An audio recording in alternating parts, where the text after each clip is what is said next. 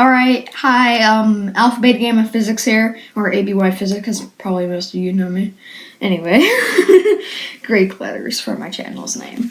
Perfect for radiation. There's 3 types of radiation, alpha, beta, and gamma. And speaking of alpha and beta and gamma, we're going to learn about those today. We're going to learn all about radiation today. And so, this is going to be a really fun episode. It's going to be more of a long one.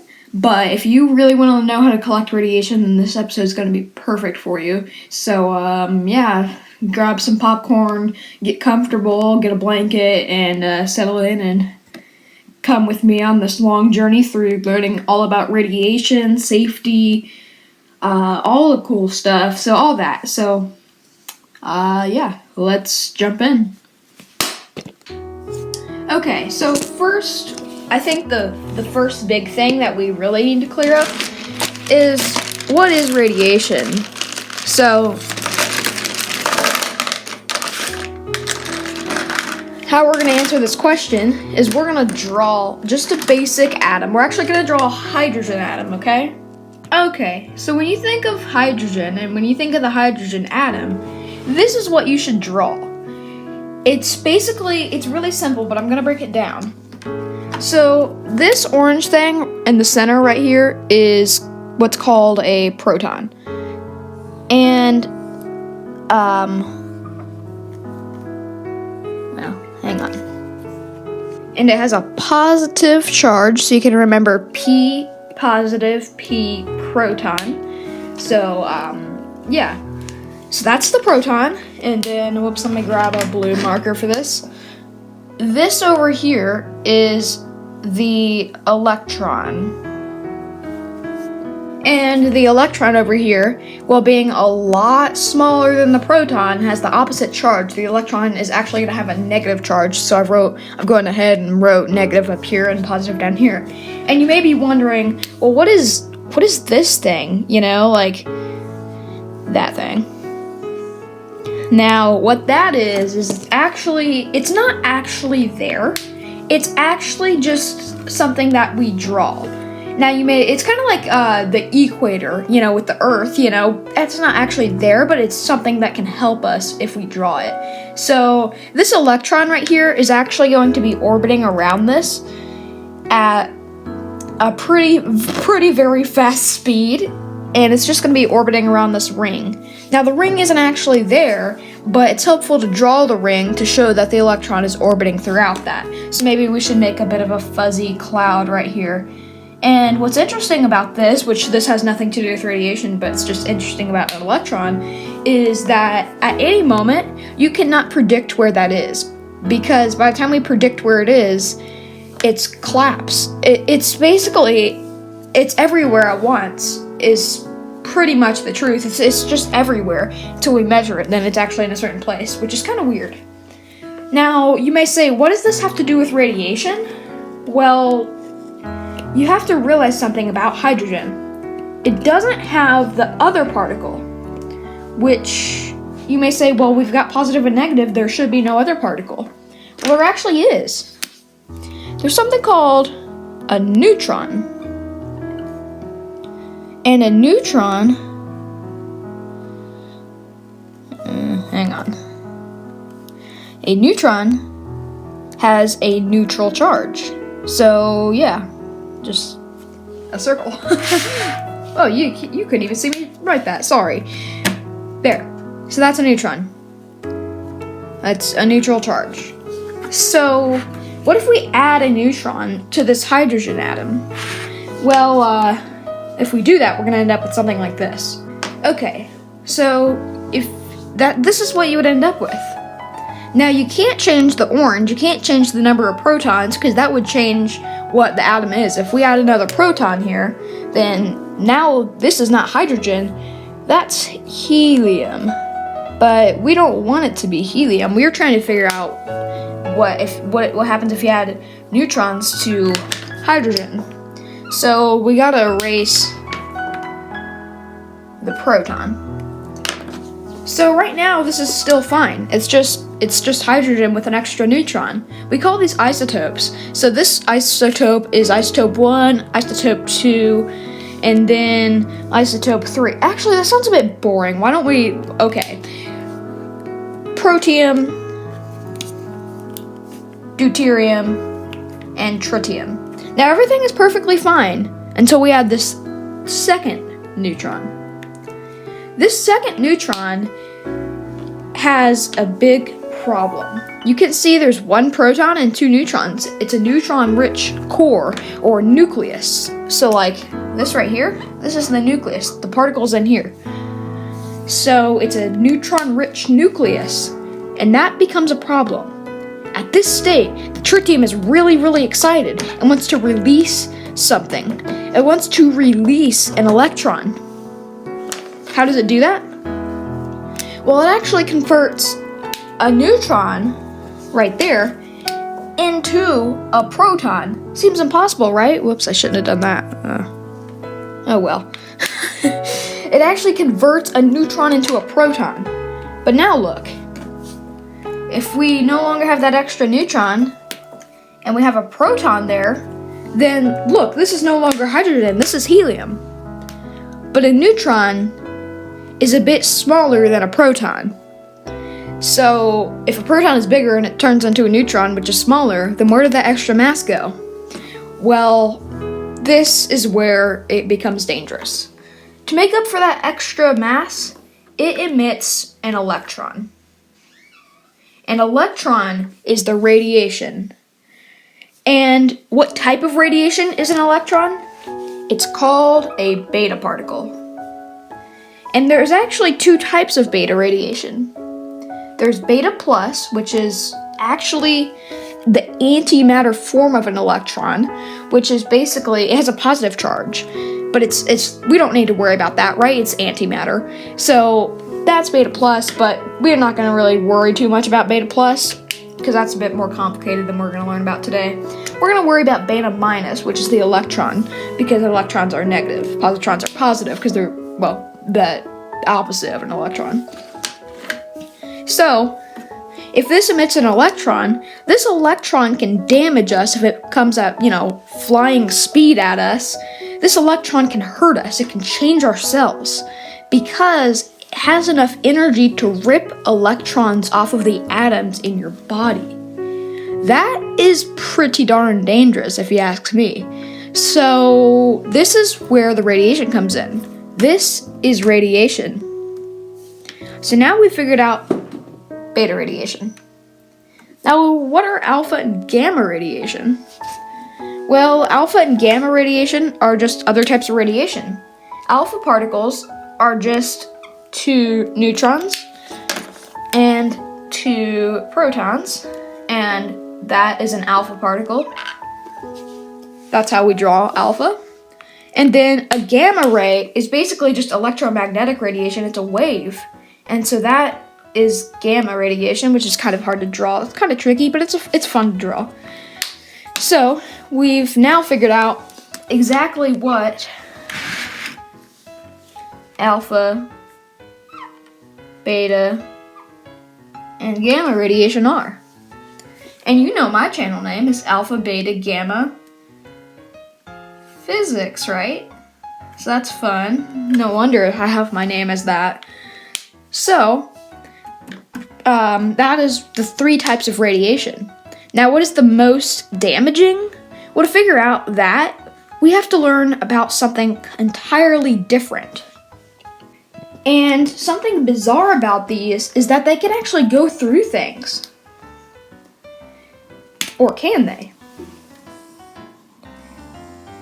This is a very, very terrible drawing right here, but we're going to say that's a piece of paper. And we're also going to have an alpha particle right here. And remember, we draw that as 2 neutrons and 2 protons. So that's an alpha particle.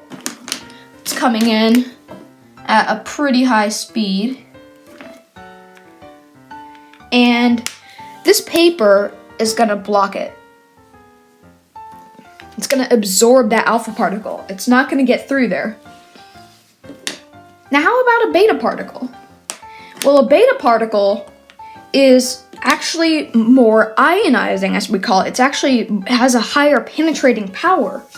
So if I go ahead and draw a beta particle, which is, well, I'll draw it this color so you can see the color differences. The beta particle is going to do something strange. I know it sounds weird, but it's actually going to go right through that piece of paper. And it's going to need something a bit stronger and heavier to block it, like some metal. So if we draw, you know, just well, we're going to say this is aluminium. A little piece of aluminium. It's probably not the most orange color in the whole world for, aluminium is not orange. We all know that. But the beta particle will get absorbed by this aluminium. Now, how about a gamma ray? And we know a gamma ray is just a wave, so we're just going to draw this wave. It actually gets through this. And it gets through this. So we need something really heavy to block it, don't we? So this is where we're going to need something like lead or concrete to block it. But most things do not block gamma radiation. So that means, whoops, I don't know where all these come from. That means that gamma radiation, you need lead or something very, very dense that will absorb those rays to block. Okay, so these are all different types of dangerous radiation. They're all dangerous. But which type is the most dangerous? Well, gamma is the least ionizing or the least dangerous to your cells, but it's also the most high penetrating. Beta is actually kind of a medium danger and a medium penetration. So we'll say this is high penetration, high P, and then we'll also say that it is low ionization or low danger to our cells. Beta is medium penetration and medium ionization. And then alpha over here, man, that's a bad way to draw alpha. There we go. Okay, alpha is a low penetration and a high ionization. So, does this mean it's super dangerous? Well, yeah, but outside of us, it can't even penetrate through our skin. It can't even get through this. So an alpha source externally is not really that huge of a deal. What is dangerous is if you get it inside of you. If you get that inside of you, it will tear you up. It will knock down the walls of your cells. It will just, yeah, you don't want to do that. So you really don't want to be ingesting any of these. You don't want to be doing stuff like that.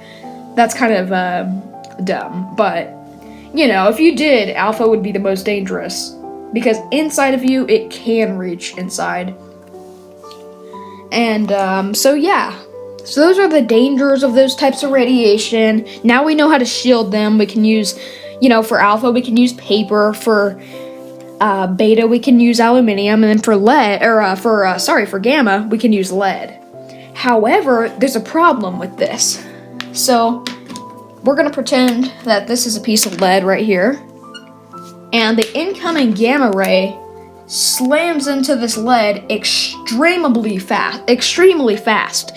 So fast that it releases an X-ray.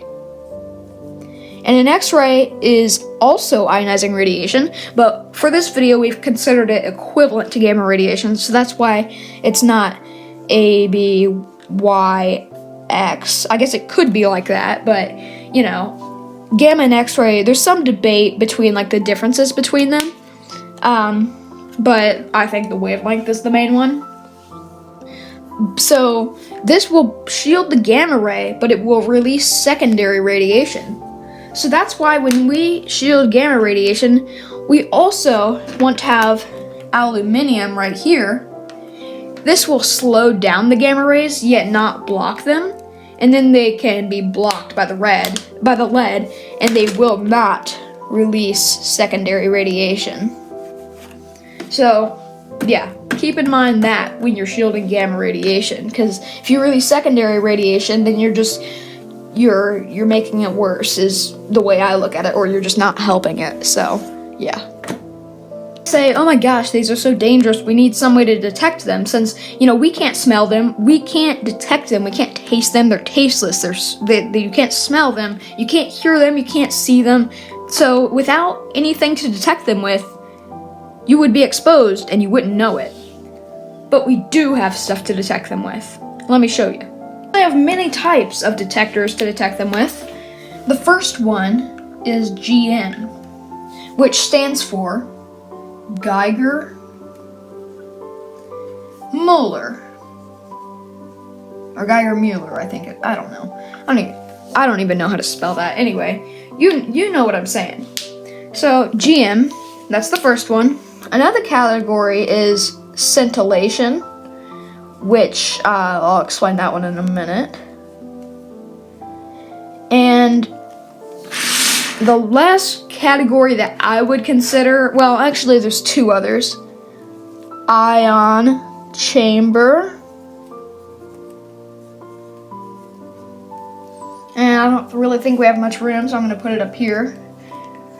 Proportion. Oh. Alright, so we have 4 categories, and then of course there's neutron, but neutron detectors work in kind of the same way that proportional detectors work. So that would be essentially the 5 categories. So what is GM? How does this work? So we're going to come over here and we're going to zoom in down to GM here. And so GM basically has a detector like this. It's got a thin window right here. This is made of mica. Now, paper can stop alpha particles. This mica lets them through, but the mica has to be extremely thin. Extremely thin, to the point where if you touch it, that thing is gonna break. Here's a wonderful example of a very thin piece of mica. Still, it's too thick to be used to detect alpha. It's a bit dirty, so that's why you can see it. But yeah, so this is some mica right here. Now I'll show you a big piece of mica that is not thin. This is a big piece of mica, right here. And you can actually peel little thin layers off of this. And some of them can be almost invisible. But I've chosen some specimens to show you today of this that are, not so transparent, so you can actually see them. Because this is like what actual mica looks like. And so what this mica window does is, well, there's actually gas in the GM tube, and we'll talk about what that does in a minute. But we just know that the mica is thin enough to let the alpha particles through, but also thick enough to contain the gas inside of the detector. Can't even talk. I decided today that I would also include a very thin piece of mica. Now again, this is still too thick to use in a detector window, but it's still pretty thin. But now you've really seen kind of almost what they use in these detectors. They use a material, similar to this. And then they use a little mesh window over it to kind of hopefully protect the mica window. So that's really good. So basically how these tubes work is there are 2 pieces of metal right here. And what the gas is for is it's actually, if you look at the periodic table, you'll see that on the right column there's some so-called noble gases. And they are helium, neon, argon, krypton, xenon, radon, and if you have a new periodic table, then oganesson. But we can't use oganesson and radon because they're super radioactive. So, yeah, we can't use those, but we do typically use like neon, sometimes krypton for these type of tubes, especially, yeah, so neon and helium is what we typically use. And so, we also have to use another gas, which is typically fluorine, which is on the periodic table right beside neon. And fluorine is also added to the tube because the tube would much easier go into plasma discharge, much like a plasma ball. So that's why we add the halogen quench gas, as we call it. So it stops it from going into discharge. Okay, so because it's an inert gas, very few electricity can pass between these. However, when radiation is present, then a little teeny lightning bolt of a current passes between them, and the detector can pick that up. So that's how GM survey meters work. And I actually have an example, actually two examples of a GM survey meter. So this right here is a GM survey meter.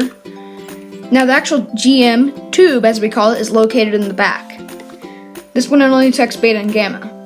Some other types of GM tubes, called so-called pancake tubes, can detect alpha, beta, and gamma, like the one we drew. This one right here is another GM, but it's got housing, so it can't detect alpha.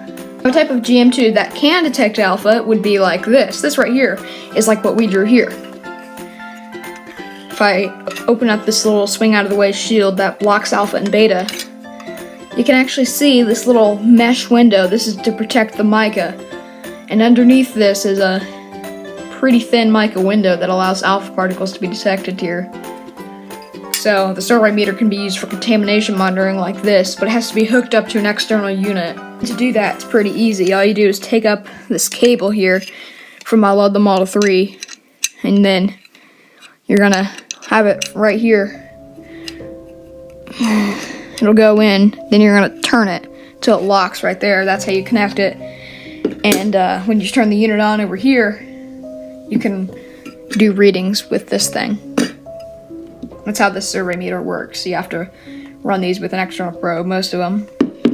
That's how Geiger-Müller detectors work.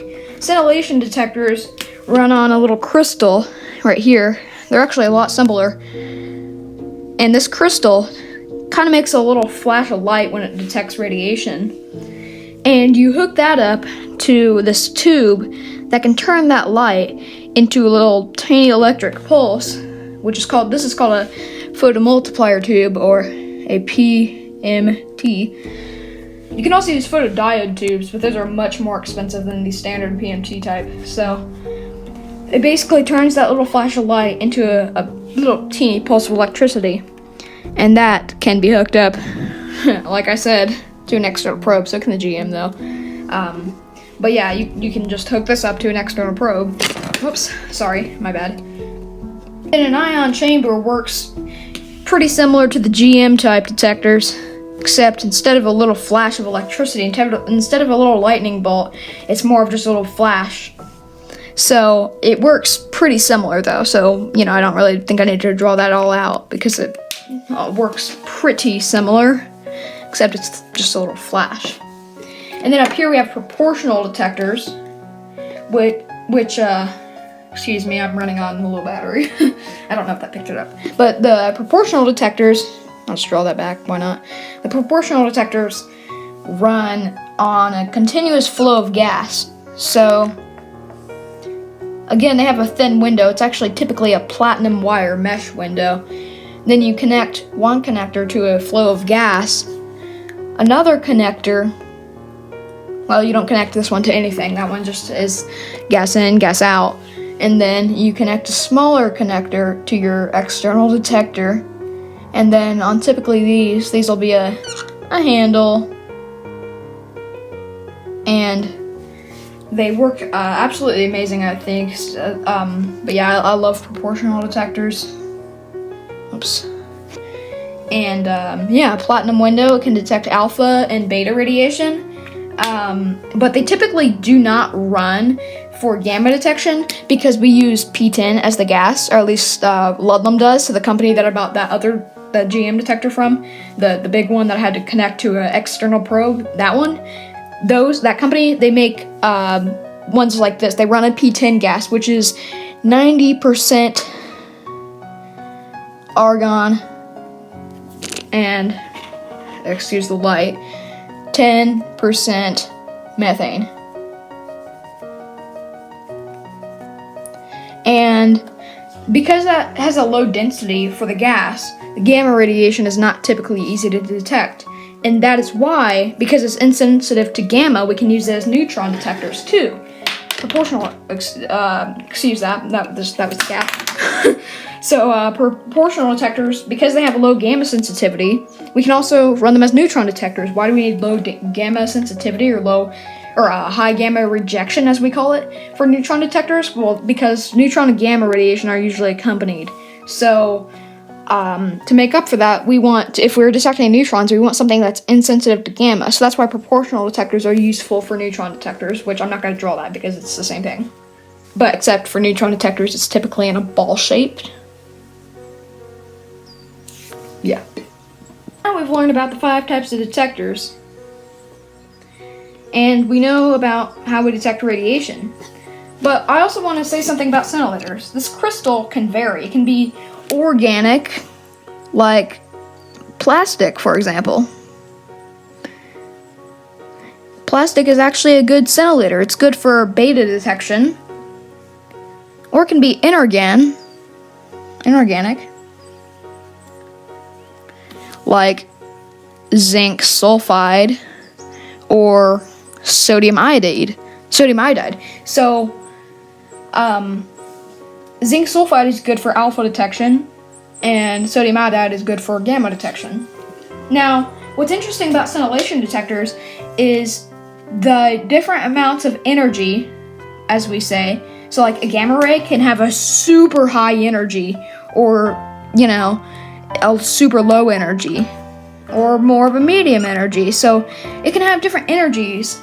And Geiger counters can't detect those. They can't tell what energy it is, and that's why we can't use energy units like microsieverts or, millirankins or nothing like that is good for Geiger counters because it can't tell the energy. And those include the energy. But scintillators, what's interesting is they can tell the energy, and if they can tell the energy, then they can tell what isotope or what atom, what type of radioactive element emitted that particle. So it can tell you if it's uranium, or it can tell you that it's, thorium, based on the different brightnesses of the light, and therefore the different pulses of electricity. So that's why scintillators are good for spectroscopy, as we call it. They can identify the isotope that emitted the particle, which is amazing. That's really amazing. That's a very good part of radiochemistry. We love to be able to identify the isotope, so that's very handy. But yeah, sodium iodide is well suited for that. We can also use plastic scintillators for that, like beta detectors, if we want to do beta spectroscopy. Or I don't know. I think we can use zinc sulfide too for alpha detection, alpha spectroscopy. And we've learned about how radiation can damage us, and how we can detect it.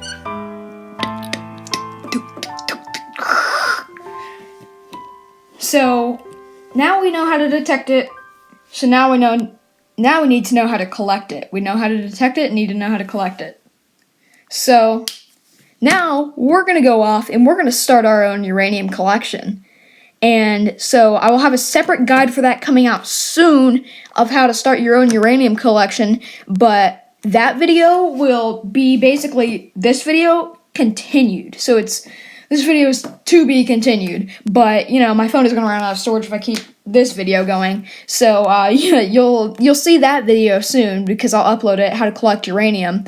And so yeah, I think now we've learned all this, and I will see you at that video, which will be coming out soon after this. So hopefully in a few days, if I remember, because I got several other videos going on. But yeah, so I will see you at the how to collect uranium video if you guys want to come to that one. But yeah, I hope you guys enjoyed, and if you did, be sure to leave a like, subscribe, and hit the bell so you don't miss out on future videos. If you have any questions or suggestions, then let me know in the comments down below. But cheers.